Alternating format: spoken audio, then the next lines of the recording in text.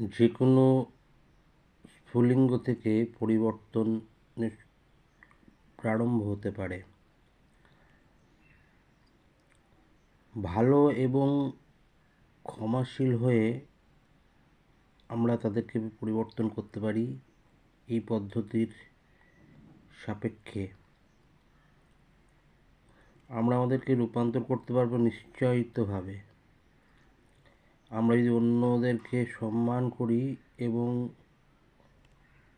তারা যেটা চায় পেতে সেটা যদি আমরা সৎভাবে দিতে পারি, তাহলে আমরা যেটা চাইবো সেটাও আমরা তাদের কাছ থেকে পেতে পারবো হয়তো।